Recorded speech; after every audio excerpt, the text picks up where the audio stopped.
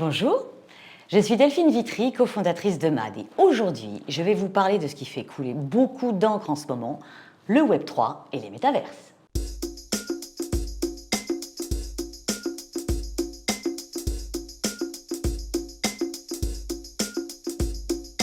Le business model du luxe, il n'a jamais été drivé par la technologie, mais par la création. Néanmoins, quand aujourd'hui on sait que le Web3 pourrait compter 1 milliard d'utilisateurs dans moins de 10 ans, la question qui se pose pour le luxe, c'est bon, alors est-ce qu'on commence à tenter des choses, au moins pour apprendre, et puis d'ailleurs on tente quoi, ou bien est-ce qu'on attend pour prendre le train en marche un peu plus tard? Sincèrement, aujourd'hui, chez nos clients, on a autant de réponses que de maisons. Mais quelle que soit la posture, il faut au minimum savoir de quoi on parle et quels sont les enjeux. Alors, nous allons relever le défi de les clarifier en moins de 5 minutes. Bon, pour ceux d'entre vous qui ont plus de 5 minutes, Matt va diffuser largement un white paper dans quelques jours, qui sera beaucoup plus documenté et beaucoup plus précis.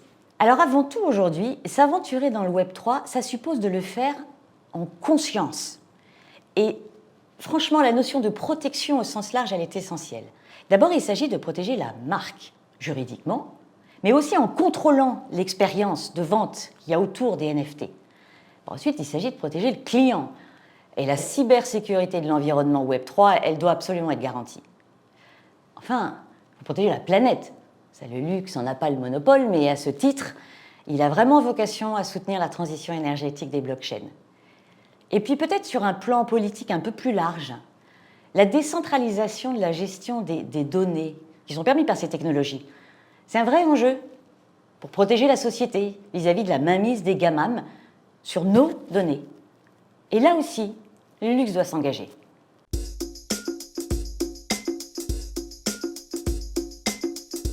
Concrètement aujourd'hui, les NFT, ça représente deux grandes opportunités pour le luxe. La première, ça c'est clair, c'est le renforcement des outils CRM et clienteling. Quand un NFT est associé à un produit physique, ça permet aux maisons qui ne vendent pas directement à leurs clients de créer une relation directe avec eux. Et puis pour tous les acteurs en général, c'est l'opportunité de maintenir un contact avec les propriétaires successifs pour simplifier la gestion des droits d'accès à la marque, pour nourrir des communautés, et puis pour offrir une vraie traçabilité, une vraie transparence sur le sourcing.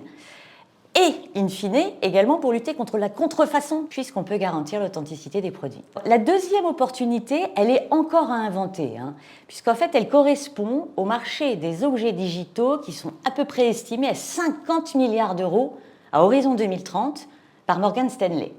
C'est colossal, 50 milliards d'euros. Si ça se confirme, bien sûr, ça ne va pas se faire avec quelques sneakers virtuels et 2-3 collabs dans des jeux vidéo. Mais pour nous, la question que ça pose, c'est est-ce que les acteurs actuels du luxe produit, est-ce qu'ils vont être en mesure de préempter ce marché?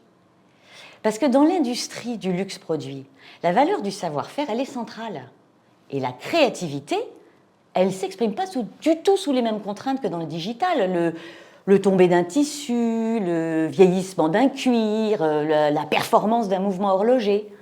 Alors dans le monde digital, la créativité, elle existe déjà, depuis très longtemps dans les jeux vidéo.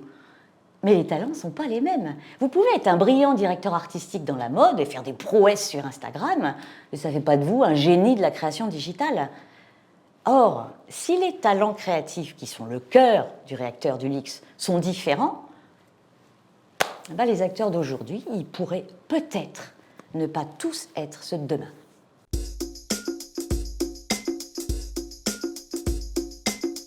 Si on revient à 2022, là, avant de rêver 2030, il y a quand même vraiment deux réalités en matière d'exécution. Il y a celle des NFT, sous réserve d'un environnement protecteur qu'on a évoqué au début, et qui fonctionne très bien.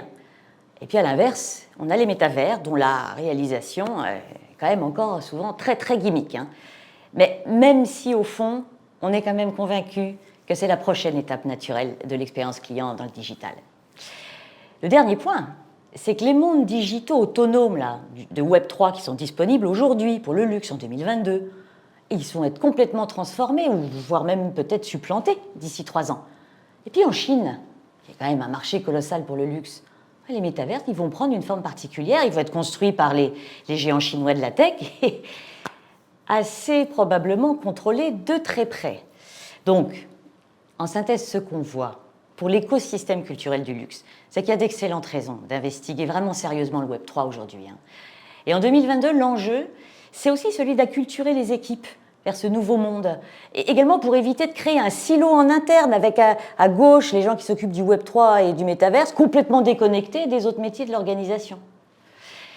Aujourd'hui, en fait, une grande partie de nos missions sont directement ou indirectement parfois liées aux enjeux de l'omnicanalité.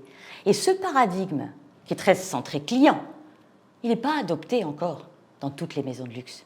Et pourtant, déjà, avec le Web3 et les métaverses, on voit déjà se dessiner les contours du prochain monde. Ben, c'est passionnant, mais extrêmement ambitieux.